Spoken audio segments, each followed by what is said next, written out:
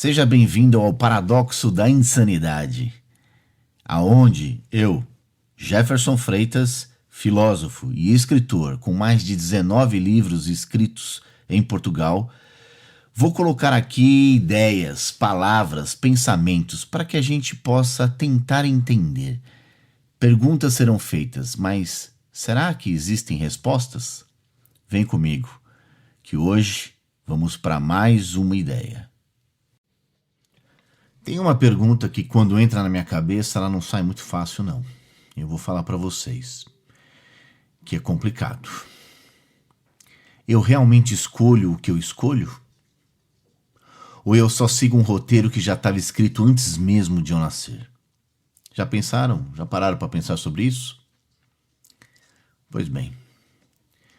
Por que a gente cresce ouvindo "você é livre, basta escolher"? Suas escolhas definem sua vida. Isso tudo é muito lindo, né? Falar tudo isso nossa, que incrível, que pensamento. Mas quando eu paro para pensar com calma de verdade, não é tão simples assim. Pense na quantidade de coisas que você não escolheu. Já parou para pensar nessa situação?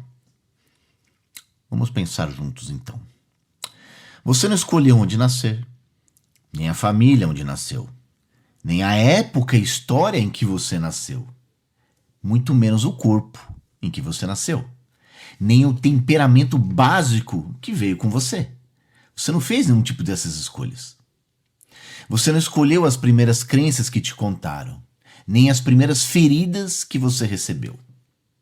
E mesmo assim, hoje você olha para o espelho e pensa: eu sou o autor da minha história. Mas até que ponto isso é verdade? Quando eu leio sobre livre-arbítrio, eu vejo duas forças tentando disputar um espaço dentro de mim. A primeira diz: você é livre, você é responsável. Você poderia ter escolhido diferente. Você poderia ter dito não. Ou você poderia ter dito sim. A outra, ela não diz, ela sussurra: calma. Olha para o seu contexto, olhe para suas experiências, porque está acontecendo com você. Será mesmo que você poderia ter agido de outro jeito naquela época, com a cabeça que você tinha hoje, com o medo que você sentia, com as opções que achavam que existiam? E entre essas duas vozes, eu vou oscilando. Tem um lado meu que ama a ideia de livre-arbítrio. Ela dá um senso de poder, de autoria, sabe? É meu, fui eu que fiz. De que eu posso virar a mesa, mudar de caminho, recomeçar. Me reconforta pensar que mesmo carregando traumas, condicionamentos, genética, cultura, eu ainda posso dizer: daqui em diante eu escolho outra coisa. Mas aí é que vem um grande detalhe. A gente tromba com a ciência. A neurociência, por exemplo, aqueles experimentos em que os pesquisadores medem o cérebro e descobrem que o seu cérebro decide antes de você ficar consciente da decisão. Ou seja, antes de eu pensar vou levantar o braço, meu cérebro já começou o processo. A parte consciente, ela chega atrasada. É tipo o narrador de jogada que já aconteceu.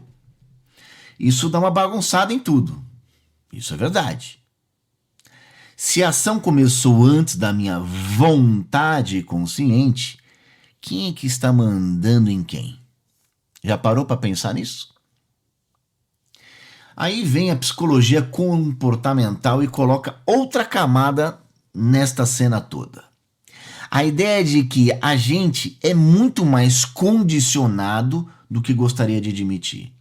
Tipo ambiente, reforços, punições, aprovações, traumas. Tudo isso vai moldando alguns padrões dentro de nós. Talvez eu ache que estou livremente escolhendo algo, quando na verdade eu estou repetindo um script aprendido lá atrás. Por exemplo, alguém que sempre escolhe parceiros parecidos com um pai ou mãe abusivo. achando que está apaixonado de novo, mas na verdade está sendo puxado por um padrão antigo. Alguém que nunca se permite arriscar porque foi repreendido por errar na infância. Alguém que busca aprovação em tudo porque aprendeu que só merece amor se performar. Isso é escolha ou condicionamento? Eu vou até abrir um adendo e vou contar uma breve história do que já aconteceu. Eu tenho um grande amigo que ele chegou uma vez a mim e disse assim, ele estava já no terceiro casamento, o quarto. Ele disse algo para mim assim, falou, poxa, Jefferson, vou te falar uma coisa, tá tudo dando errado, não sei o que eu estou fazendo, meu Deus, eu tento fazer as coisas, tal, mas tá tudo dando errado. Eu olhei para ele e falei assim, mas tá dando errado o quê? O relacionamento? Ele falou, meu relacionamento não consigo, cara, não consigo seguir em frente, as coisas ficam travadas, os problemas parecem que são os mesmos. E aí eu comecei a analisar com ele, juntamente numa conversa, os pontos das mulheres que ele teve e da atual mulher que ele estava tendo. Sabe o que nós descobrimos? Que todas elas eram iguais. Até muitas vezes fisicamente. Então ele procurava padrões idênticos em outras mulheres. Quais eram os resultados? Iguais, praticamente eram os mesmos resultados. Quando foi aí que ele percebeu que ele tinha que mudar completamente o comportamento dele, o padrão dele da busca desta outra mulher, para ver o que iria acontecer. E foi isso que ele fez. Ele mudou totalmente o padrão dele, tanto de agir ou da busca da pessoa, da personalidade, do jeito físico, completamente diferente do que ele habitualmente fazia. Hoje ele está casado, se eu não estiver enganado, há 10 anos. E ele não passava 2 com uma pessoa. E aí vem essa história que eu estou querendo comentar. Foi escolhas ou foi condicionamento que foi colocado nesses relacionamentos? Vamos tentar entender o outro lado dessa história. Se eu jogar tudo na conta do determinismo, tipo, só assim porque o mundo me fez assim, eu entro num lugar meio perigoso. O lugar onde ninguém é responsável por nada. Se tudo é só produto de genes, mais ambiente, mais história, como que eu responsabilizo alguém por um crime? Como eu cobro ética das pessoas? Como eu construo justiça? E no nível pessoal, como eu mudo? Se tudo já está escrito, o que adianta terapia, reflexão, amadurecimento? É aqui que, para mim, entra uma visão que faz mais sentido. E eu acho que vocês vão concordar. A ideia de que a gente é, ao mesmo tempo, condicionado e responsável também. Não um robô, nem um deus autônomo. Algo no meio desses dois. Complicado? Mas eu gosto de pensar assim. Eu não escolhi as cartas que recebi, mas eu tenho alguma liberdade em como jogar elas. Não é interessante? Não é uma liberdade infinita, mas também não é zero.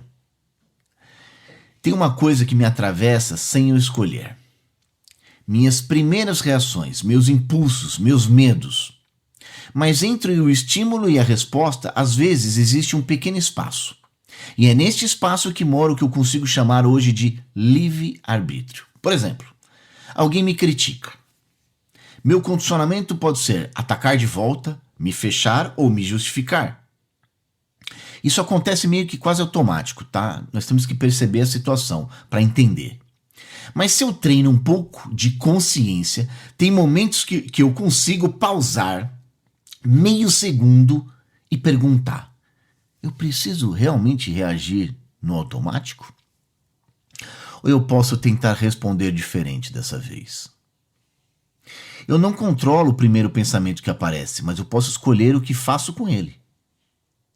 Talvez o meu livre-arbítrio esteja mais nesse segundo passo, não no primeiro impulso. Quando eu olho para a minha história e vejo os dois lados, coisas que honestamente eu não tinha maturidade nem recursos internos para fazer diferença na época, tá?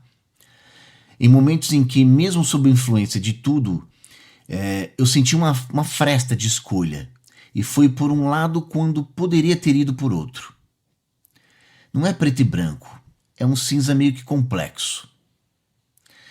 A cultura também, obviamente, pesa muito nessa situação.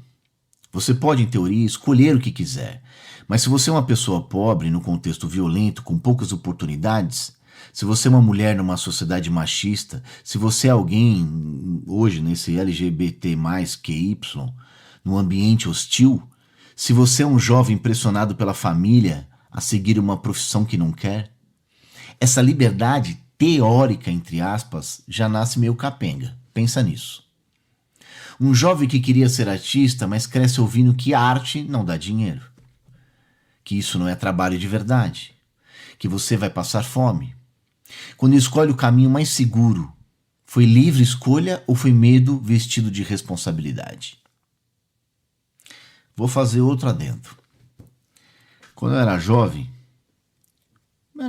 tinha meus 14 anos, 15, adolescente. Essa é uma história real, tá? Eu sempre tive desejo de escrever. Então eu sempre escrevia, lia muito desde pequeno e sempre escrevia coisas, contos. Sempre fui muito de inventar história na minha cabeça, ou ver coisas acontecendo e eu tentar inventar. Por isso que eu gostava muito de quadrinhos, né? Porque Marvel, Disney, Mônica, Turma da Mônica, eu lia muito tudo isso e foi uma evolução, óbvio. E eu sempre cheguei para meus pais e falava assim: puxa, pai, mãe, eu quero ser redator, escritor da Marvel Company nos Estados Unidos.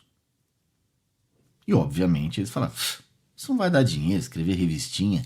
Onde vai dar dinheiro escrever essas histórias, escrever personagem, isso não dá dinheiro e tal. Obviamente não fui. Ninguém me apoiou na situação. Óbvio que não, né? Mas dentro de mim sempre houve aquela coisa de eu poderia ter ido mais longe. Então eu nunca desisti, na verdade, de ir mais longe. Por mais que muitas vezes eu não fosse apoiado, eu continuava a exercer aquela minha vontade, né? Óbvio que eu não fui redator da Marvel, mas escrevi 20 livros, com várias histórias, várias ideias.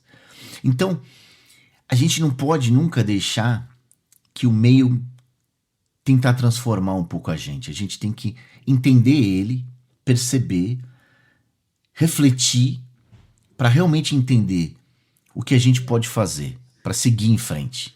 Essa que é a ideia principal da situação. Na prática, o nosso livre-arbítrio sempre opera dentro de um campo de forças. Cultura, dinheiro, medo, amor, trauma, expectativa, algoritmos empurrando conteúdo, propagandas vendendo desejos, bolhas de informação reforçando crenças. A gente não começa do zero, a gente começa de dentro de um labirinto. Só que mesmo dentro de um labirinto, ainda tem encruzilhadas. Às vezes o livre-arbítrio não é escolher qualquer coisa no universo. É escolher entre as poucas alternativas que eu consigo enxergar naquele momento. E conforme eu vivo, aprendo, me trato, converso, leio, me exponho a coisas diferentes, talvez eu possa ampliar o número de opções que eu sou capaz de ver. Talvez uma parte da nossa liberdade esteja aí, em expandir o campo de visão para que as próximas escolhas não sejam só repetições automáticas das antigas. Tem um detalhe que me toca muito. Mesmo que, em última análise, alguém me prove que tudo é determinado, ok? Eu ainda vivo a minha experiência como se estivesse escolhendo. Eu sinto culpa, eu sinto arrependimento, eu planejo, eu hesito, eu decido. Essa experiência subjetiva de escolher é em si um fato psicológico poderoso. Se eu convincentemente acreditar que eu não escolho nada, eu corro o risco de me jogar num tanto faz perigoso. Eu sou assim, então não posso mudar. Se eu ferir alguém, paciência, já estava escrito. Se eu me destruir, estava no script do roteiro da minha vida. Eu não quero viver assim.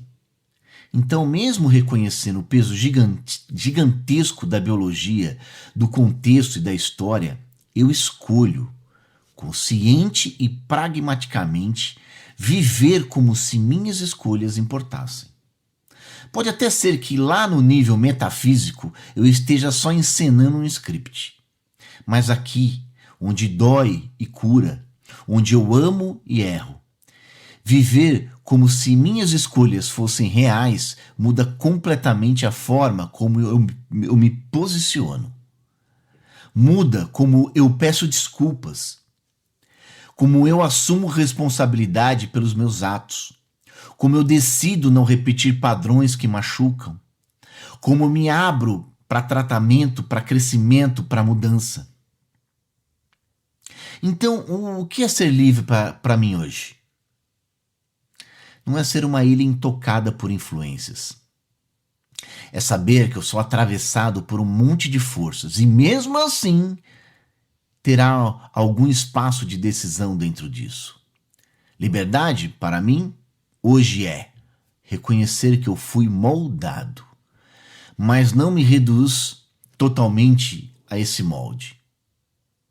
Aceitar que tem coisas que eu não escolhi, mas ainda assim escolher o que eu vou fazer com o que me aconteceu, como a história que eu contei. Entender que meus desejos foram influenciados, mas ainda assim perguntar: esse desejo é realmente meu? Ele me faz bem? Ele está alinhado com o que eu quero ser? Talvez o livre-arbítrio não seja um tudo ou nada. Talvez ele seja algo como uma coisa gradiente. Tem áreas da minha vida em que eu estou quase no automático. E tem outras em que aos poucos eu vou conquistando um pouco mais de consciência, um pouco mais de margem para escolher. Aí eu volto para essa reflexão, para você e para mim, tá? De forma bem prática. Em que área da sua vida você sente que está mais reagindo no automático do que escolhendo de verdade? Pensa. No trabalho? Nas relações? Nos vícios? Nas redes sociais? Nas crenças? Pense. Que pequeno espaço de escolha você consegue enxergar ali, hoje? Perceba que não é mudar tudo. É um microato de liberdade. Dizer não uma vez onde você sempre dizia sim. Admitir um erro onde você sempre se defendia. Experimentar algo novo onde você sempre repetiu o velho. Seja qual for a verdade, essa última verdade sobre o livre-arbítrio, a minha experiência é que esses pequenos atos fazem diferença real na forma como eu vivo e como isso impacta também nos outros. Então, para encerrar esse assunto hoje, e ficar na mente de vocês, tá? Como uma forte reflexão. Eu deixo a pergunta que eu também vou deixar para mim, tá? Para reflexão. Se amanhã alguém te provasse filosoficamente ou cientificamente que o livre-arbítrio é, em parte, uma ilusão, você ainda assim escolheria viver como se tivesse alguma liberdade? E se a resposta for sim, que escolha concreta, mesmo pequena, tá? Você pode fazer hoje para honrar essa liberdade que você sente aqui dentro? No jeito como você decide amar, como no jeito que você decide mudar e no jeito que você decide seguir. Pense. Quero agradecer por vocês terem estado comigo até agora. Obrigado sempre pelas mensagens, pelos comentários, pelo carinho todo que as pessoas vão nas redes sociais e me incentivam a continuar. Eu só agradeço. Faço tudo isso de coração. Aprendo tanto quanto eu ensino. E essa parte maravilhosa da vida é tentar captar mais coisas. Por mais que a gente perceba que acredita que sabe, na verdade a gente não sabe absolutamente nada.